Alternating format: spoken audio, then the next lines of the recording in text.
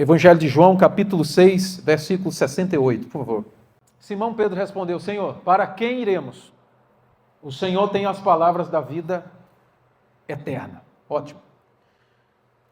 Hoje, no contraste aí entre religião, quando fala religião, nós temos um campo muito aberto para falar. E quando se fala de religião, rapaz, a mente humana, ela é tão criativa para a religião, ela cria fábulas em nome de divindades, de revelações, de palavras, que chega a ser absurdo. E há religiões no mundo. O conceito da religião, nós vamos analisar algo aqui no tempo de Jesus. Por que Simão Pedro disse: para quem iremos? Tu tens palavras de vida eterna. Na época que o Senhor Jesus veio a esse mundo, havia-se uma frenesi, um desespero pelo Messias, principalmente de Israel. Estamos falando aqui do contexto religião judaica, religião do Oriente Médio, religião do povo de Israel. E aquele fascínio pelo Messias, vinha o domínio do Messias, etc., trouxe muitas filosofias e ideologias nesse período em que Jesus estava se revelando para a humanidade. E no Oriente Médio, religiões são N, né? São várias. Não só o monoteísmo, não só a divindade única, não só o judaísmo, mas havia os pseudos-deuses dos cananeus, dos egípcios, dos gregos, dos romanos, panteões e panteões de deuses e de religiões, principalmente no período interbíblico, que é entre o Velho Testamento e o Novo Testamento. Nesse período, que é um período bem interessante, intrigante, porque em um período de 400 anos, 3 impérios se levantam, um derruba o outro, num período rápido. Cada 100 anos um império vinha, tomava tudo, começava a guerra de novo e vencia. E assim foi, da Pérsia para a Grécia, da Grécia para Roma, e Israel no meio sempre apanhava. E sempre essa divergência de divindades, proíbe essa religião, coloca aquela, deixa essa, não, vamos acabar com isso aqui. E todas essas guerras, não eram só guerras políticas, mas também religiosas. E vocês sabem, nós vemos isso até hoje. E esse conceito de religião é muito interessante, porque dentro disso tudo se revela o Evangelho, justamente nesse período. E vemos os discípulos e os apóstolos, que conheciam todo esse enredo, todo esse pano de fundo histórico, né, entre o Antigo e o Novo Testamento, os falsos Messias que apareceram, os falsos Cristos, esta ideia de revelação, enfim. Aparece o Senhor Jesus, a quem nós conhecemos e pregamos hoje. E ele vem na sua pujança, em sua autoridade, revela quem ele é, prova quem ele é e traz um novo conceito para a mentalidade de quem estava escutando ele. Ele trouxe o Evangelho. E aí nós vamos falar um pouco entre esses dois aspectos, porque se pegarmos da religião do Oriente Médio e for até a Ásia Maior, lá no Japão, são religiões, que eu já andei mergulhando em um bocado de filosofia dessas, inclusive fui para esses países pesquisar, então não preciso falar disso, vamos gastar muito tempo. Até porque a ideia nossa é exaltar o Evangelho de Jesus e ver a veracidade dele, o que esse Evangelho é capaz de fazer. Porque senão é só mais uma religião também, aí vai ficar briga de religiões e eu quero saber o que é verdade, o que é autêntico, o que de fato vale a pena experimentarmos e termos como uma novidade de vida. Então, nesse contexto todo, se levantaram muitos segmentos, como essênios, nesse período. Os essênios eram uma tribo importante dentro da cultura judaica, que parece que João Batista fazia parte também, diz que até Jesus era dos essênios. Os herodianos, que, por sinal, defendiam um segmento teológico e acreditavam que Herodes era o Messias. E, dentre outros, os helenistas, que traziam uma conversão judaica para o mundo grego, inteligentes, sábios, filósofos, e daí vai. E, sucessivamente, muitas filosofias e ideias neste período curto, de poucos séculos, conflitos internos, conflitos religiosos e sucessivamente. E dentro do conceito maior está o judaísmo lá, que de onde temos a cultura judaico-cristã, de onde temos Jesus como judeu, autêntico, porque ele nasceu em Israel. E aparece então Jesus, muito bom, homem aprovado em palavras, em obras, e nessa categoria de posicionamento de palavras, poderoso em palavra, muito firme em graça, em obras que a Bíblia assim mostra, arrastando consigo alguns seguidores, homens valentes também. Nós vemos a figura de Simão Pedro que, em um discurso muito duro de Jesus, o discurso mais difícil de se entender dele, aqui no Evangelho de João, ele apresenta e mostra, primeiro ele opera um milagre maravilhoso em multiplicar pães. O capítulo começa assim, ele multiplica pães, os pãozinhos que tinha lá, para 5.000 homens, fora mulheres e crianças. Então, cerca de 20.000 pessoas se alimentam daquilo que Jesus fez com um ato milagroso. Ele sai de uma beira do rio, vai para o outro lado, os discípulos o seguem, multidão vai atrás dele querendo comer pão de novo. Porque é assim, bicho. Quando tem janta, quando tem pão, quando tem comida, quando tem churrasco, os caras até se animam, né? Vocês já perceberam isso? Os caras se animam. E aí a multidão atravessava até o rio, o mar, vai ter pão ali de novo, vai ter peixe. E eles não foram somente pelo conceito do que Jesus dizia, mas sim pelo pão e pelo peixe que ele estava dando, acrescentando na vida das pessoas. É desse jeito. Então, comumente nós estamos vendo as pessoas assim. Elas buscam muito um benefício próprio. Elas não queriam saber quem é que estava ali falando, se era verdadeiro, se era falso. O importante é que tem pão e tem peixe. Então, muita gente até hoje está assim dentro do conceito religioso.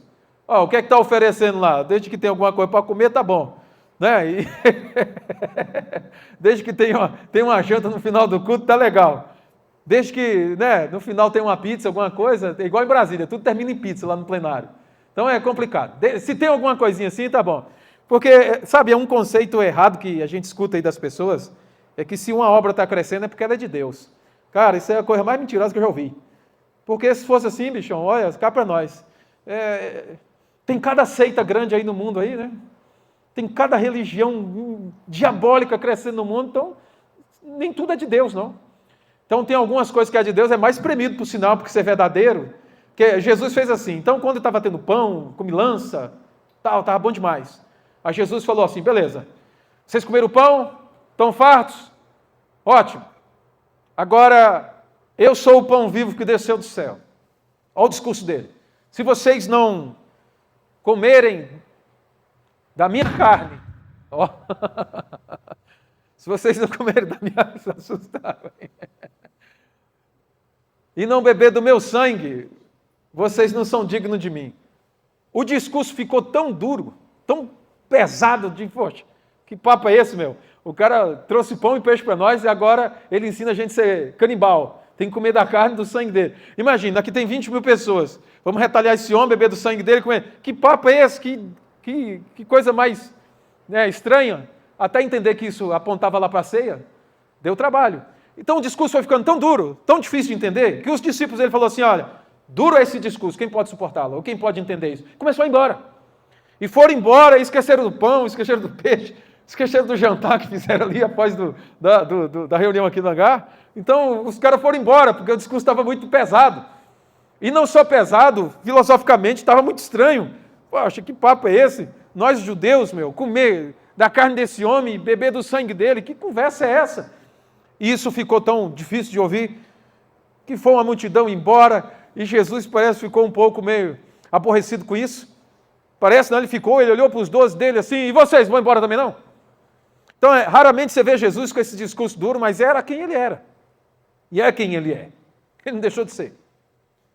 Porque quando nós vamos tratar com verdade, o amor em verdade, este amor que a Bíblia fala de Jesus, não é um amor romântico, cara. Esse amor que a Bíblia fala de Jesus é um amor, como disse o apóstolo Paulo, o amor aprova aquilo que é excelente. Não é qualquer amor, não. O amor de Deus não aprova aquilo que não é excelente. E se ele não aprova o que não é excelente, isso significa que o amor dele é verdadeiro, o amor dele trabalha com a verdade, com a linhagem. E o discurso foi tão bom que ele olhou para os discípulos e falou assim, vocês vão embora, se vocês quiserem ir embora, vão também. E aí Simão, voltando-se para ele, falou, olha, Senhor, para quem iremos? Tu tens palavra de vida. Nós não achamos outro. É em você. Então essa palavra de vida são as boas novas que Jesus trouxe para os homens. E aqui nós vamos traçar o paralelo legal, porque para o homem que está de pé, ou pensa que está de pé, ele tem que se julgar muito, e pensar muito, e tomar muito cuidado, porque quem julga estar de pé, cuide para que não caia. O Evangelho faz isso, quem está de pé, toma cuidado para você não cair, porque pensa que está de pé e não está. E quem está caído, o Evangelho faz isso, bora, está na hora de você se levantar.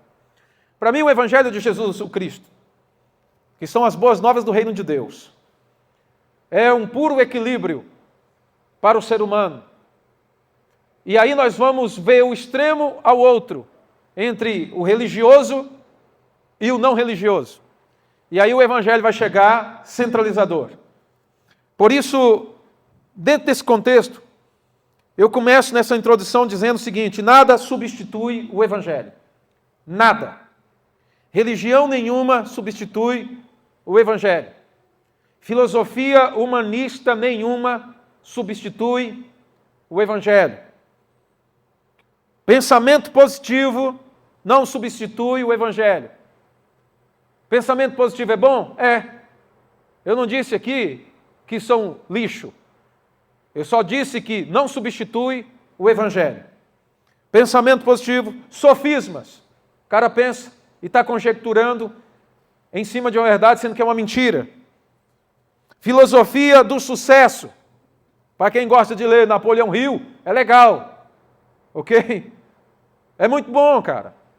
Mas não substitui o Evangelho. Quem gosta de estudar física quântica, eu também estudo, é muito bom. Mas não substitui o Evangelho.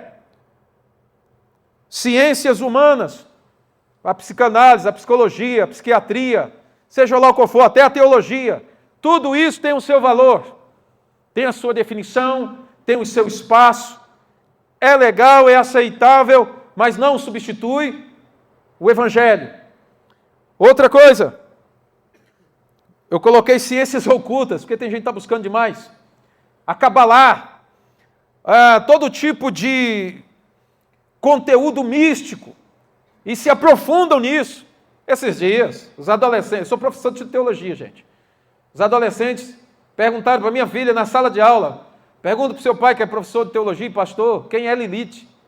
Falei, meu Deus do céu, os meninos com 15 anos, 16 anos perguntando quem é Lilith. Lilith, gente. Olha, ainda falaram assim, pergunta para ele, porque Lilith foi a primeira mulher de Adão. E aí ela blasfemou contra Deus, virou um demônio. E é um espírito fantasma que perturba os homens. Rapaz, isso na escola. Nunca ouvi falar disso. Quer dizer, eu já dava aula, sei disso, dentro da cultura judaica, porque eu estudo muito. Hoje os meninos com 15, 16 anos estão mandando perguntar para mim quem é Lilith. Gente, olha como a nossa garotada está mergulhando até em ciências ocultas, em ensinamentos totalmente lá do Oriente e profundo, que leva algumas pessoas a se distanciarem de tanto. Uma jovem perguntou para mim, pastor, o senhor entende Cabalá? O lado místico, esotérico dos judeus?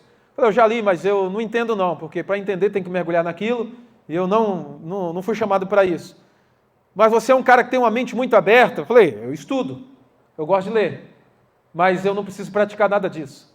O meu evangelho está suficientemente bom para não ter que mergulhar nenhuma desse tipo de baboseira e a pessoa se perder, porque de uma coisa eu sei, tem 3 tipos de pessoas que entram nesse conceito aí. Uma vai e não consegue voltar, porque é agitada.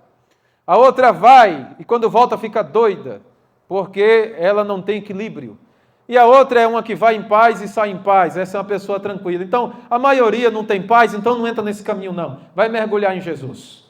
Então, dentro de todos esses conceitos, do que se diz respeito a palavras, argumentos, filosofias, ponderações, pensamentos, afirmações. Temos que abordar e apresentar o Evangelho. Porque para quem iremos? Só tu tens palavra de vida eterna. Então essa ideia do Evangelho é tão importante, porque não é uma ideia minha. Porque no que se diz respeito a tudo isso que eu estou falando para vocês, eu mergulhei um pouco. E nada é mais sublime, puro, verdadeiro e simples do que o Evangelho de Cristo Jesus. Ótimo? Então eu vou falar para homens algo que o Evangelho foi proporcionado por Deus, através do homem Jesus, o Filho de Deus.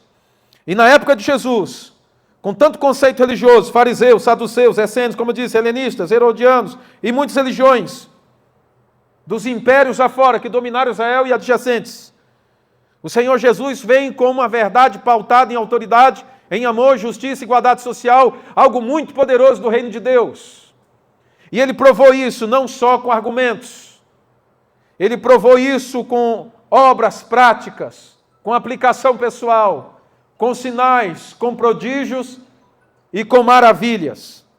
Então eu quero fazer uma pergunta a vocês, para a gente entrar em um conceito rápido da religiosidade entre nós aqui. E essa pergunta é legal, porque como eu estou abordando o Evangelho, eu quero fazer uma pergunta aqui para nós. O que o Evangelho não é? O que o Evangelho não é? Vamos pensar sobre... O Evangelho não é uma denominação. Já começa por isso. Evangelho não é uma igreja. Não é uma denominação. O Evangelho não está bitolado e centrado dentro de nenhuma denominação dos homens. O Evangelho não é jogo de regras, mas tem princípios. E os seus princípios são imutáveis. Os princípios do Evangelho faz o homem se alinhar com Deus e se tornar um homem melhor. Os princípios do Evangelho faz o homem se nortear para o sucesso do reino e traz o reino para a terra. Não é jogo de regras, nem de proibições. Cara, eu já vi gente dormindo de gravata, camisa manga comprida e calça social, com medo de Jesus vir e ele ficar. Isso não é o Evangelho. Eu já vi gente exacerbada demais, fanático ao extremo, em nome de doutrinas de homens, perdendo a amizade, perdendo a comunhão da família, não dando uma sapecada mais legal na esposa. O cara tem medo de fazer tudo, tem medo de viver, e aí morre, e aí tem medo de morrer. O Evangelho nos tira o medo de tudo isso, cara. O Evangelho é libertador, é transformador, ele tira o medo, ele é o verdadeiro sucesso que o homem procura. Eu já enfrentei altos e baixos, eu já fiz milhões, já perdi. Eu sei o que é ter dinheiro e o que não é, e o que não ter. Já passei por perrengues nessa vida. E o que me salvou não foi filosofia, não foi coach, por mais que eu fiz, não foi cabala, não foi nada judaica, não foi nada. Foi o Evangelho de Jesus, quando na minha crise eu me deparei com o Filho do Deus vivo e perguntei para ele o que eu posso fazer agora para ser salvo, para sair dessa miséria, para sair desse conflito interno, para vencer essa diabolização, esse tipo de praga, esse tipo de maldição, esse tipo de conflito. O que fazer para vencer até mesmo da dívida? Como que eu saio disso, mestre? E foi Jesus que me apresentou o seu Evangelho, e eu não consegui com psicólogo, eu não consegui com coach, eu não consegui com terapeuta, eu não consegui com filósofo, e olha que eu fui atrás de cada um, e eu estudo minuciosamente, vírgula por vírgula, eu sou pontual, eu sou categórico, mas não teve jeito. A solução foi essa, Jesus no seu precioso Evangelho. Eu acho que eu abordo muito e trabalho muito com empresários. Eu tenho uma reunião chamada Ungido para os Negócios. Eu vejo gente multimilionária querendo se suicidar. Multimilionário. Tem dinheiro, meu. Cartão, lá dá para comprar qualquer carro. Viaja o mundo todo. E o cara não tem o sucesso da paz. Não tem paz, cara. E paz não vem de mera filosofia. A paz só dá quem tem. Jesus tem. Paz é uma evidência genuína do Evangelho no coração de uma pessoa. Um dia, em um bairro muito nobre em Brasília, um dos metros quadrados mais caros do país, eu estava ministrando para um pessoal muito seletivo lá.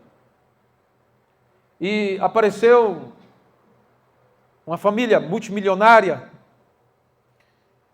estava escutando e eu ministrando com muita alegria, e naqueles dias eu estava numa vibe de alegria muito grande, estava sorrindo até para as paredes, muito alegre, feliz. A pessoa levantou a mão e falou assim: como é que você consegue ser feliz desse jeito aí?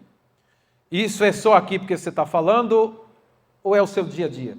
Eu não preciso falar isso, pergunta para minha esposa, porque a esposa é o seguinte, cara. Esposa, quando é séria, ela fala mesmo, está mentindo. E ela perguntou para minha esposa, uma jovem milionária, família de médicos, chorando. Falou: não, nós somos alegres assim. Nós temos uma alegria que é diferente da felicidade. A felicidade para mim é contentamento. Hoje você tem uma BMW, está contente. Amanhã você quer a X4 porque a X1 já não serve mais para você. Isso é contentamento. Você tem uma casa com 3 quartos, está legal, e tem uma suíte. Mas agora você quer uma casa com 4 quartos e 4 suítes. E isso aí é contentamento. Então hoje você está contente com isso aqui e amanhã não está. Agora a alegria é diferente. A alegria é algo que vem do Evangelho, cara.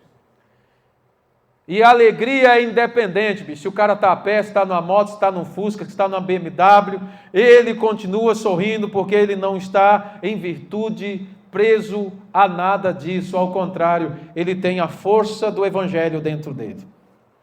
Evangelho faz isso. Então, o que o Evangelho não é? Evangelho não é jogo de regras, mas são princípios. Não é religião fomentada por homens, porque não foi o homem que criou isso. Não é sistema de crenças, porque tem tanto sistema de crenças, e tem alguns que são tão limitantes que só Deus. O cara não pode ser feliz, não pode rir, não pode se alegrar, não pode passear.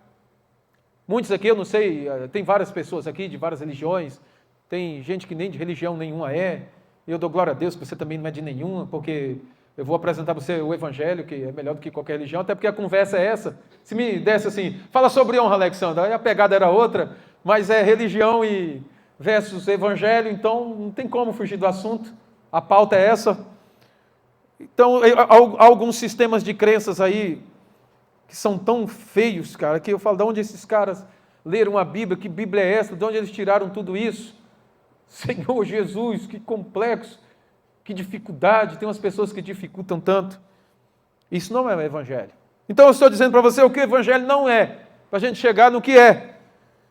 O Evangelho é tão impressionante que esse negócio de religião, tem hora que eu odeio a religião. Eu falo isso com muita autoridade. Eu amo o Evangelho, mas religião eu não sou muito fã, não. Porque a verdadeira religião, escrito na Bíblia, é cuidar dos órfãos e das viúvas. Órfãos e viúvas. Está fazendo a verdadeira religião acontecer. Agora, no que se diz respeito a Deus e o seu Evangelho, é o seguinte: Deus nunca chamou você de cristão. Aí, cara, o cara começou, vai polemizar o negócio. Deus nunca chamou você de cristão. Jesus nunca te chamou de cristão. Sabiam disso? Não foi título colocado por Jesus. O cristianismo é a religião certa. Jesus não disse isso. O Senhor Jesus nunca chamou você de cristão. Impressionante, está na Bíblia. Não foi nem os apóstolos que criaram isso. O apóstolo Paulo disse: vocês são cristãos. Não foram os pagãos de Antioquia. Os pagãos de Antioquia, para zombar do povo do caminho de Jesus, criaram esse segmento, porque tinha os herodianos, tinha os outros, falou: os cristãos, esses aí são os caras que querem imitar o Jesus Cristo. Então os pagãos criaram isso, está lá em Atos dos Apóstolos. A primeira vez que os cristãos são chamados de cristãos, que até então eram os discípulos do Senhor Jesus. E no Novo Testamento, Deus não nos chama de cristão. É impressionante. Aí, por tudo que vem de mal contra quem busca o Evangelho, tudo que vem de mal, cara, se converte em bênção. Todo mal que intentam contra você, e você está em Deus, se converte em bênção. Como isso era um termo pejorativo e de zombaria em Antioquia, da parte dos pagãos, isso pegou. E a cristandade gostou desse nome, porque se converteu em bênção. Aí o apóstolo Pedro, em 1 Pedro 4, 14, 16, aí ele traz uma palavra que traz alento para o coração dos discípulos, fala, ó, se eles zombam de você, e você recebe esse título de cristão, é melhor que zombe de você porque você está sendo parecido com Jesus Cristo, do que você sofrer por ser um ladrão, por ser um criminoso. Então, se você está sofrendo por causa do nome de Cristo Jesus, bem-aventurado é você. Então, esta é a ideia de que o Evangelho não foi criado por homens, e nem tampouco Deus te chamou de cristão. No Novo Testamento, nós temos muitos títulos. Alguns títulos, dentre eles, que eu acho muito bonito, está lá em Apocalipse, capítulo 1, versículo 5 e 6 também, que o Senhor Jesus pagou um preço para nos redimir com o seu sangue, e por Deus, nós fomos feitos reis e sacerdotes. Reis e sacerdotes. Nós temos título de reis e sacerdotes. Deus chama de rei e sacerdote, chama de co-herdeiro, chama de filho, chama de embaixador, chama de muitos títulos maravilhosos, mas de cristão ele nunca chamou. Mas está na Bíblia. Então foi ortogado, isso se converteu em bênção. Então hoje se distingue cristão, judeu, etc, etc. Mas dentro da cristandade, pensa num povo que em nosso conceito está muito fraco. E aí, como eu estou dentro de uma igreja evangélica e eu estou falando aqui, e quem me convidou são pastores, eu também carrego esse título, que em onde eu passo por aí, eu falo, cara, não me chama de pastor não precisa me chamar de pastor não, porque está tão feio em alguns lugares ser pastor, que eu estou... Não é com vergonha de ser pastor não é vergonha, eu quero proteger a integridade desse título, porque lá no reino dos céus, à direita do Pai Celestial, tem um sumo pastor das nossas almas, é Jesus, e Deus ama muito o pastor, então eu prefiro proteger a integridade desse nome. Me chama de qualquer coisa aí, mas não chama de pastor não, deixa isso para lá, eu estou desse jeito, porque está tão vergonhoso,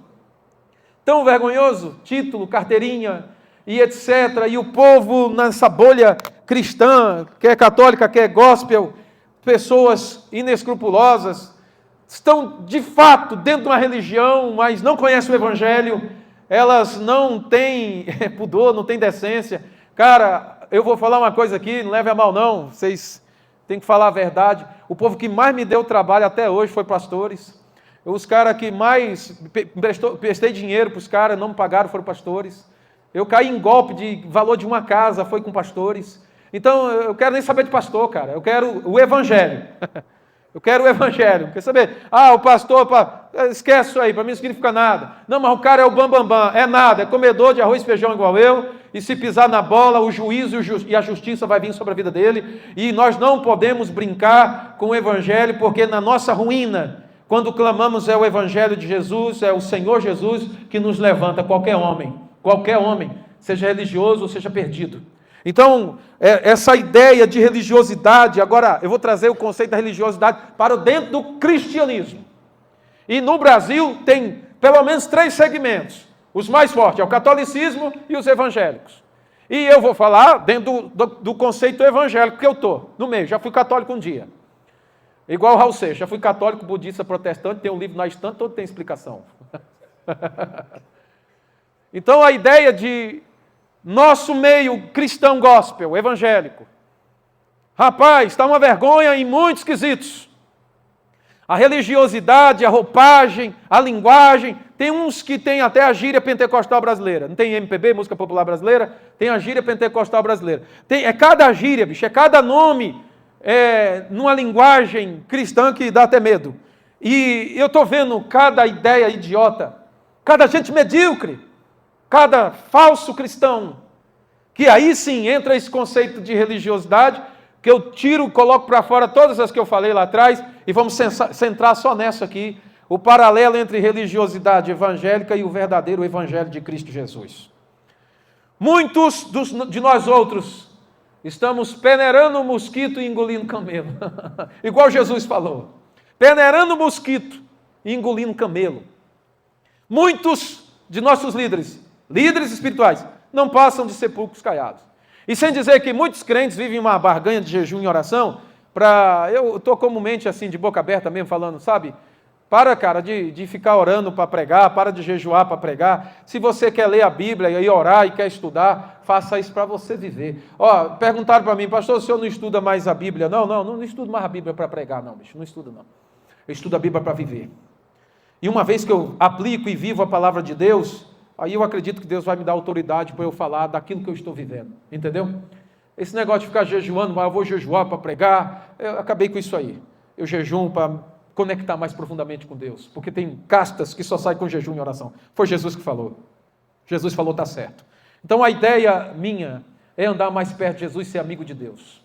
E a minha oração é assim, afasta de mim quem é teu inimigo que está dentro da igreja e alinha comigo quem de fato são os teus amigos. Porque tem muita gente que são inimigos de Jesus e do povo de Deus verdadeiro dentro da igreja. Você pode ver, os maiores comentários de polêmicas nas redes sociais são os crentes que fazem.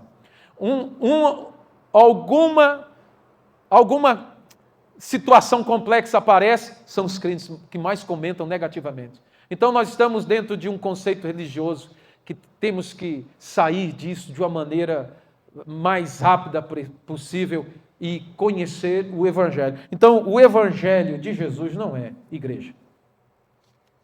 E por sinal, muitas igrejas, Jesus está para o lado de fora. Está lá em Apocalipse. Ponto final. Jesus está para o lado de fora.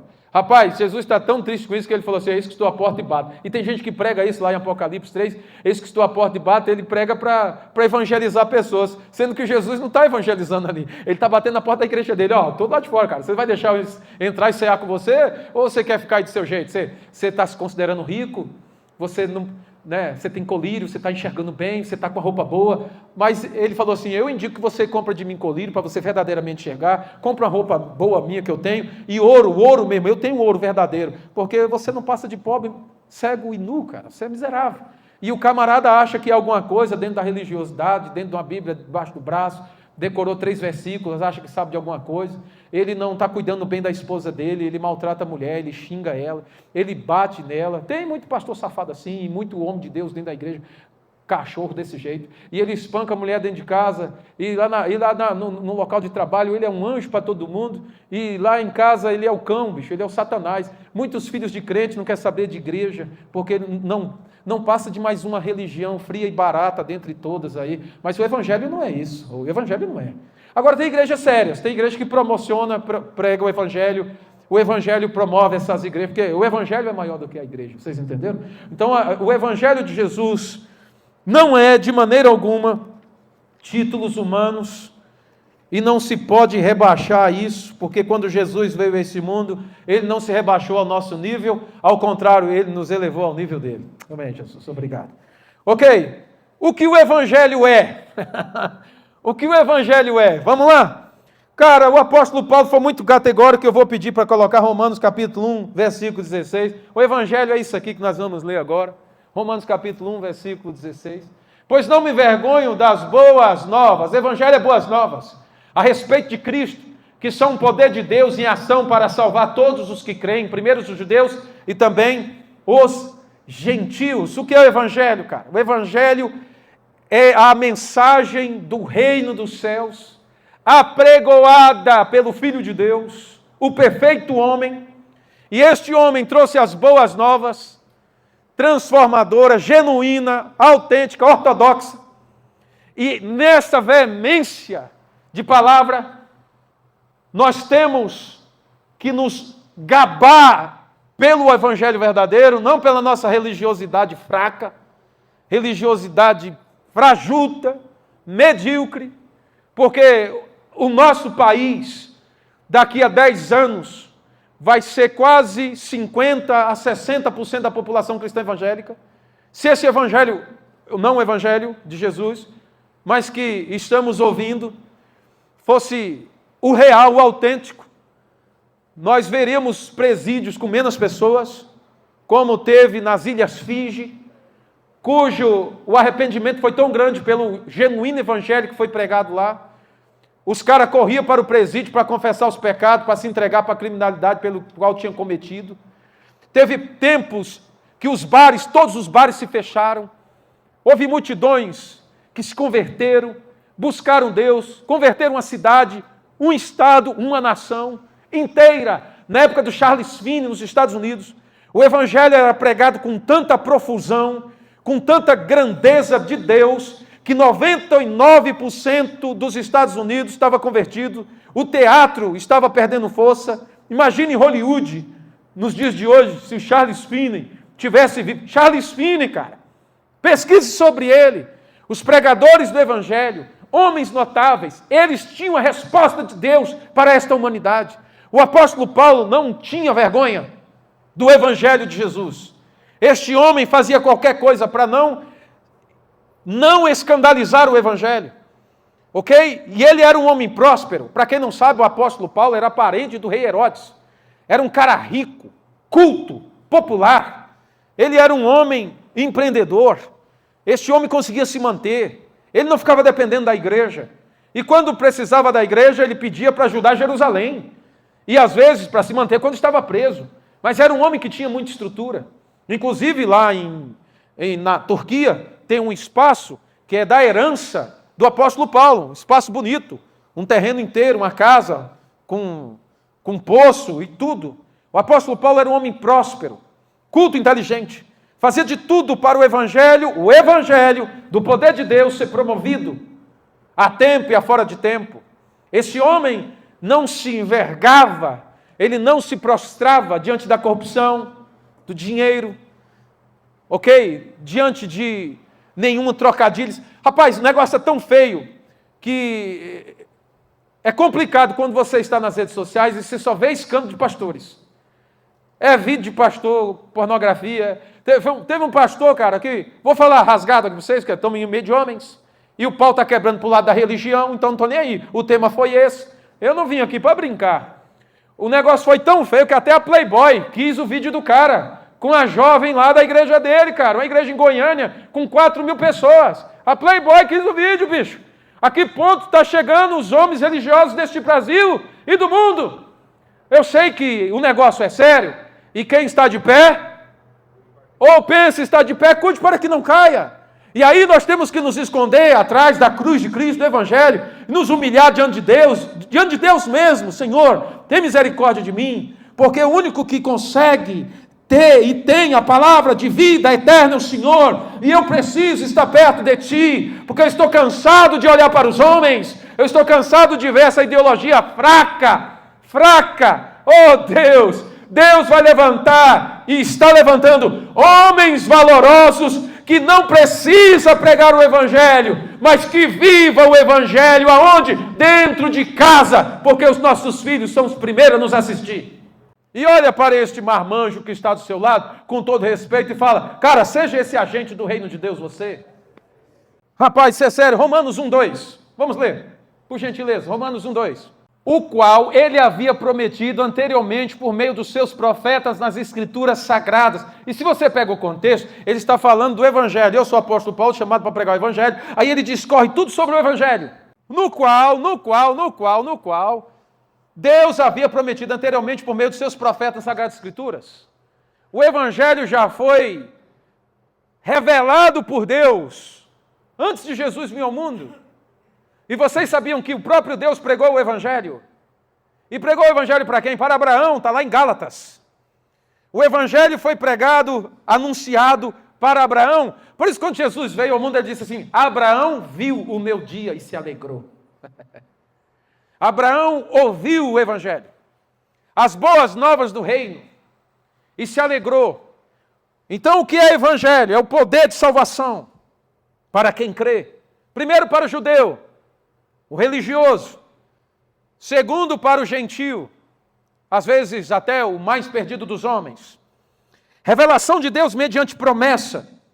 Evangelho é as boas novas do reino. Vou mostrar para vocês 2 exemplos clássicos de extremo. O extremo religioso e o extremo profano. dois homens que se depararam com o Evangelho em pessoa, e o Evangelho, com seu poder transformador, mudou a vida desses homens, que filosofia, pensamento humano e homem algum conseguiria mudar eles, e nem um diabo iria mudar esses homens aqui. Eu vou começar a falar do extremo religioso. Vamos falar de Saulo de Tarso. Saulo de Tarso, em Atos no capítulo 9, versículo 1 ao 6, ele ameaçava, sabe, ele respirava ameaça e morte contra os do caminho do Senhor Jesus, os que ouviam e praticavam o Evangelho. A veemência daquele homem por perseguir os discípulos de Jesus foi tão forte. Por quê? Por causa da sua religiosidade exacerbada. A religiosidade, cara, se não tiver controle, leva o homem para um fanatismo tão complexo. E o fanatismo destrói casais, o fanatismo destrói relacionamentos, o fanatismo, cara, eu vejo pessoas que não conversam mais com os pais. Não conversam com os pais. E a Bíblia diz para nós honrar pai e mãe. E em nome da religião eles não conversam com os pais. Eles têm vergonha dos pais. É ridículo. Como muitos religiosos abandonam filhos. Meu amigo, você em Cristo Jesus, alinhado, você ganha a esposa, ganha os filhos, ganha o pai, ganha a mãe, ganha os irmãos. Enquanto eu estava nessa histeria de fanatismo, eu afastei da minha família. No dia que o Evangelho genuíno foi revelado ao meu espírito, dentro da palavra de Deus, pelo Espírito Santo, eu ganhei toda a minha família para Jesus Cristo e rindo, cara, rindo. Não foi brigando, não foi pregando, foi vivendo. O Evangelho de Jesus é para viver. Ele é leve, mas é posicionado. Ele é leve, mas é sério. Ele ama, mas não é aprovar qualquer tipo de coisa, é um amor que aprova aquilo que é excelente. Rapaz, eu ganhei o meu pai nordestino valente, bravo pra caramba, que não aceitava abraço. Homem bravo, meu. Nordestino é fogo, bicho. E o homem era tão bravo que não abraçava. E o Evangelho entrou no coração daquele homem, eu dando dinheiro para ele. Toma aqui, pai, vou te honrar. Toma aqui, vou te honrar. E o veião fumando e jogava fumaça na minha cara. E o povo murmurando, está dando dinheiro para o seu pai fumar. Eu falei, não, estou dando dinheiro para o meu pai. O que ele faz com o dinheiro é problema dele. E eu ganhei o meu pai para Jesus assim, honrando ele, amando. Eu abraçava ele, eu beijava ele. Ó, isso aqui é para o senhor, vá, faz o que o senhor quiser. Um dia meu pai se prostrou diante de Jesus, chorando, e falou assim, filho, a partir de hoje eu quero servir Jesus do jeito que você serve. Acabou. Simples. Não dava para ganhar o meu pai em conversa. Ele era muito bom. Ele era muito inteligente. Ele era um empreendedor bem-sucedido. Ele tinha dinheiro. Não dava para ganhar o meu pai com assuntos emotivos, porque o velho era racional demais. Então só teve algo que conseguiu quebrantar o coração do meu pai. O Evangelho de Jesus. Transformador. Poderoso. Que pega o homem mais duro, quebranta o coração dele, traz ele para perto de Deus, e esse cara, durão, começa a chorar. O Evangelho faz isso. Então Saulo de Tarso, extremo religioso, perseguindo os irmãos lá da igreja primitiva, se encontrou com o Evangelho no meio do caminho, o Evangelho em pessoa, Jesus. E Jesus falou para ele, rapaz, duro é para ti recalcitrar contra aguilhão, cara. Você não consegue dar murro em ponta de ferro, vara de furar boi. Não vai ficar bom para você, você vai perder essa. E ele vendo aquela glória, ele disse, quem és tu, Senhor, que fala comigo? Sou eu, Jesus, a quem tu persegue. Você não entende que quem persegue um genuíno servo de Deus, persegue Jesus? Quem está com o Evangelho no coração e quer uma genuína mudança, tem Jesus e pode estar passando a situação que for, o Evangelho vai promover o cara, meu amigo. Ele pode estar lá embaixo, Deus vai levantar ele. Ele pode estar arruinado, mas o Evangelho das boas novas é essa. As boas novas é pregada para o pobre. E que notícia é essa, pobre? Chegou a tua hora, se levanta. Então eu já vi muitos multimilionários falindo, e na beira do suicídio, o Evangelho chegar e salvar o coração dele. E já vi muitos pobres que não tinham nada, se prostrou diante de Jesus, e o Senhor Jesus os levantou. O Evangelho não é uma religião barata, fria e calculista. O Evangelho é o poder de Deus que transforma o homem de dentro para fora e faz dele uma melhor criatura, uma criatura nova, excelente em Deus, e faz uma sociedade ser melhor. Nós precisamos da autenticidade do Evangelho. E não fique engolindo religião não, acabe com isso. Certinho? Amém, Jesus, obrigado. A capacidade do Evangelho foi transformar um extremista religioso no maior propagador do Evangelho do mundo até os dias de hoje, foi o apóstolo Paulo. O maior extremista dentro do segmento dos fariseus, da tribo de Benjamim, judeus dos judeus, como ele dizia, hebreus dos hebreus, a nata, o bojo da religião. Ele agora persegue o Evangelho, e o Evangelho converte o mal em bem. Ô, bicho, é terrível, a gente tem que perdoar os caras que maltratou a gente, é assim mesmo. O Evangelho não é para menino não, cara. O Evangelho não é para menino, é para homem, bicho. E foi falado aqui hoje aí, tem menino aí? Aí o que foi a resposta do rapaz ali? Não, tem homem. Evangelho não é para amador, cara, não é para criança, não é para menino, cara. É para homens que querem uma mudança séria. O Evangelho de Jesus vai transformar uma geração inteira, mas não é dentro de quatro paredes, cara, é na verdade, dentro do seu coração, porque Jesus disse, o reino de Deus não é de visível aparência, está em vós e no vosso coração. Eu trabalhava numa farmácia, e nessa farmácia a galera lá sacaneava muito comigo. Na época do bonde do Tigrão, eles pegavam um som lá e falavam, vamos sacanear com esse pastor. É fogo, quando o povo descobre que a gente é pastor, eles querem zombar da gente. E eles colocavam o bonde do Tigrão, e o cerol na mão, e aquele negócio de cerol na mão era tão terrível, que fazia uma lavagem cerebral, que os bichos sacaneavam. Falavam, o pastor está agoniadinho, eu não gostava daquilo mesmo não, cara. E o pior é que eles repetiam. E aquilo que se repete demais, vira um engrama, né? O engrama fica no poder latente da memória. E aquilo, eu ia para casa, eu vou passar cerol na mão, vou passar canção de Tigrão. Olha, velho, ainda está dentro da gente esse troço.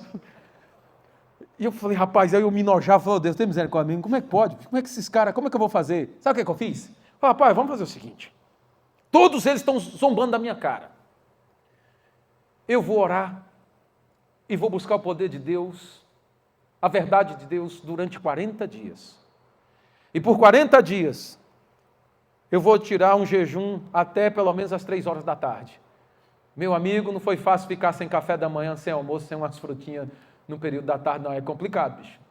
Meu irmão, por exemplo, o jejum dele é massa demais. Vamos jejuar? Não, cara, não vou poder essa semana não. E toda vez ele esquiva. Falei, cara, pega um dia para jejuar, bicho. Pega um dia, tu tá só religioso, mano, você não tá fazendo nenhum jejum aí, não. Não, é porque, cara, é complicado, eu trabalho muito. Não, eu também trabalho. Então tá, beleza, eu vou fazer. Aí o jejum dele é o seguinte, é de 8 às 10 da manhã. 8 da manhã até às 10, 2 horas. Porque quando chega 10 horas da manhã, a mão dele começa a tremer. Ele tem que tomar leite com sal. Aí, cara, eu tô tremendo. Mãe, me ajuda aqui. Falei, puxa, cara, imagina você ficar várias horas, né, do dia sem comer durante 40 dias. E eu buscando a presença de Deus, falei, Senhor Jesus, eu não quero ouvir aquilo lá. Eu quero que aquele pessoal te conheça e coloque uma música melhor, né? Uma musiquinha melhor lá e tal. E fui orando, amando eles, pontuando diante de Deus, um por um. Eu cheguei no local de trabalho, era uma farmácia no Distrito Federal, bem tranquilão, entra em paz, sai em paz, evangelho dentro da gente. Não vou criticar, eles gostam disso, é eles, né? Não sou um cara religioso, sou espiritual, mas eles estão fazendo para me perturbar, eles não estão fazendo porque eles estão curtindo. Eles estão fazendo para me perturbar. Já que eles estão perturbando, está na hora de eu mostrar o que é o evangelho para eles. Eu vou pagar com outra moeda, eu vou ficar 40 dias de jejum por eles, por oração, orando, até subir a montanha, cara, você acredita?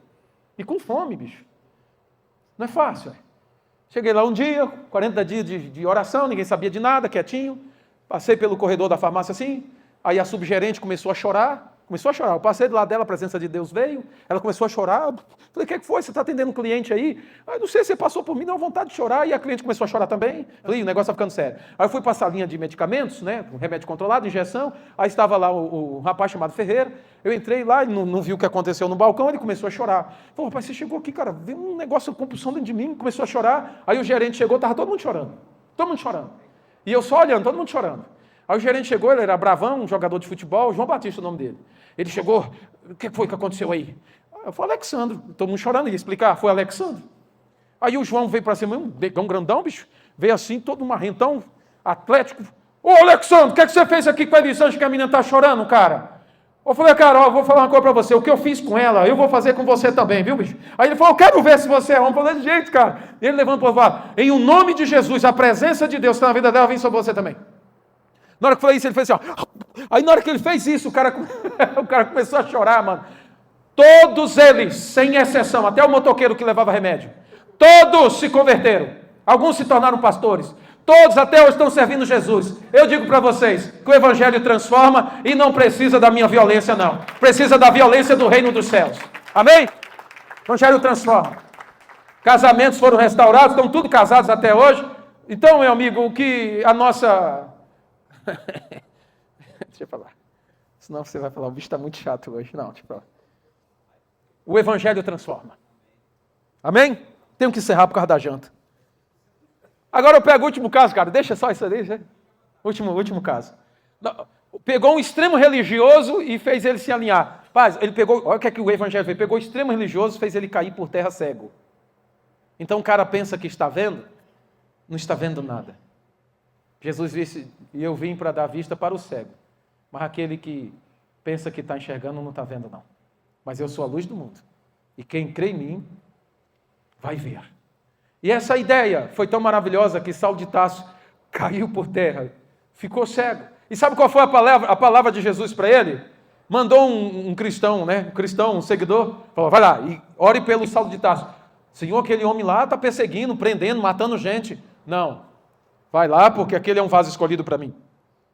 Eu chamei ele para pregar para os nobres, para os gentios e para os judeus. Essa era a categoria. E ele começou pregando para os judeus. Quando ele foi pregar para os judeus, só apanhava. Pode ver. Apóstolo Paulo, enquanto pregava para os judeus, só apanhava. Ele falou, agora eu vou para os gentios. Quando foi para os gentios, teve sucesso. Porque a ordem era gentios, nobres e judeus.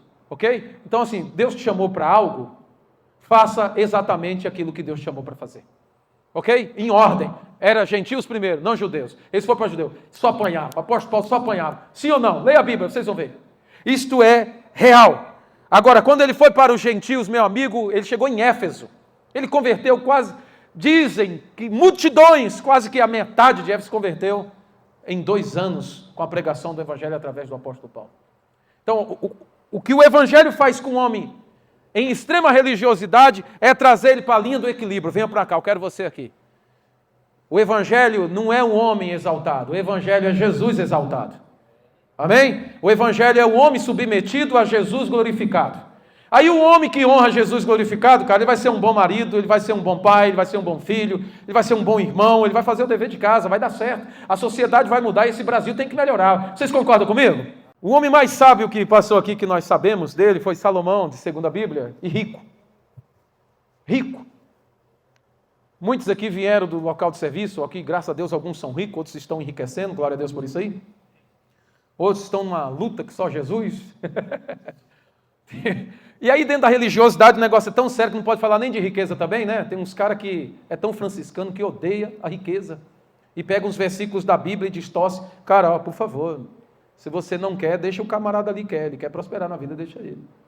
Eu cheguei num lugar para orar e tinha 2 pessoas. Um falou assim para mim, ora por mim, Alexandre. Eu falei, em que sentido da sua vida? Área espiritual e material. Eu quero prosperar nessas 2 áreas. Aí o outro falou, não, eu só quero prosperar espiritualmente, material não quero não. Falei, então tá bom, é segundo o que você pede. Para o homem que pediu material e espiritual, eu orei, Senhor, para a vida espiritual dele, dê fome e sede, porque não tem outra oração. O cara está querendo crescer na vida espiritual, ora assim para ele, ó, Senhor, dê fome e sede para esse homem, porque se ele tiver fome e sede de ti da tua palavra, ele vai mergulhar. Aí ele se enche espiritualmente. E prosperar, Senhor, ensina ele o caminho das pedras, dentro da palavra que ele vai aprender com fome e sede, ele vai aprender os princípios, vai prosperar na vida. Então eu orei por ele, não é porque não tem mágica. É princípio praticado. Mas o cara pegou e cresceu e prosperou e está bem de vida. E o outro que rejeitou esse caminho de prosperar na vida material, porque eles, eu não sei como é que a religião consegue isentar o material do espiritual, né? Porque tudo para mim é espiritual, cara. Eu só estou nesse corpo aqui para administrar, tudo é espiritual. Até o dinheiro é espiritual, cara. Se não ficar na mão de gente séria, vai ficar na mão de gente ruim, vai causar um caos pior ainda. Tudo é espiritual. E o rapaz que não queria a bênção no âmbito material, ele estava perdendo a esposa porque estava sem gás e luz cortada. Você vê que o cara que mais precisava não queria esse tipo de oração, por causa da religiosidade dele, ele aprendeu tudo errado. Religiosidade, bicho, é uma coisa muito séria, é complicado. Em contrapartida, nós vemos Salomão rico, sábio, inteligentíssimo. Como muitos que estão sentados aqui, graças a Deus, pessoas sábias, inteligentes e ricas. Amém? Glória a Deus por isso. Mas diante disso que eu estou falando, não se esconda atrás disso, nem da sua inteligência. Não seja mestre aos seus próprios olhos, não seja sábio aos seus próprios olhos. Não pensa que é grande demais. Que o Senhor Jesus nos ajude a não ser presunçosos, sabe, arrogantes, sermos simples de coração. Porque Salomão foi para um caminho, meu amigo, da mulherada. E na mulherada o homem se perdeu na religião. E religião é coisa complicada, ele se prostrou diante de outros deuses. Ele tinha 700 mulheres e 300 concubinas. O que é que o homem quer com 1000 mulheres, bicho? E Deus falou para ele, não faça isso. E ele se perdeu. Começou a servir outros deuses. Na velhice ele se converte, se arrepende. Aí você vê lá em Eclesiastes, ele conta toda a história, que é tudo vaidade. O cara começa a ficar vazio, fica com conflito. Mulherada, cara, mulherada, é sério. Meu amigo, ser marido de uma só mulher é uma bênção, é maravilha, é uma honra. Cuidar bem da esposa, honrar ela, ok? Fazer ela subir as nuvens. E você também dar uma viajada na maneira. Isso é maravilhoso, precisa de outras, cara, não precisa. Salomão se enveredou para um caminho tortuoso, bicho. Eu não sei o que é isso. Tem um bocado de crente querendo virar Salomão dentro da igreja, Cairo. Cara, tem uns caras que estão com a síndrome de Salomão. É um bocado de mulher para lá e para cá. Eu conheci um cara que estava com 30 mulheres. Aí eu falei para ele, bicho, tu não tem pombagira não, tu tem um pombal. Tu tá perdido. E tu fica cantando na igreja, tu vai cair, cara. Tu vai cair, de Deus não se zomba. Tu vai ficar pobre, porque o pecado empobrece. Vai vir conflito, vai vir crise no seu coração. Você vai perder as coisas boas, né? Perdeu tudo. Aí no final ele está lá, me ajuda. Eu falei, só o evangelho te ajuda. Se arrependa do seu pecado e volte para Deus. Você vê Salomão, poderoso, rico, tal, conquistou tudo que queria, bicho, até o que não queria. Vai lá para Hebreus 11, nos heróis da fé. Ele não é mencionado lá. Moisés é. Até Raabe, a prostituta que se converteu, foi mencionada, mas Salomão não. Então observe, ninguém na religião é tão bom. Bom só é um, que é Deus. E se a gente não se alinhar, cai mesmo. E mais, isso é sério.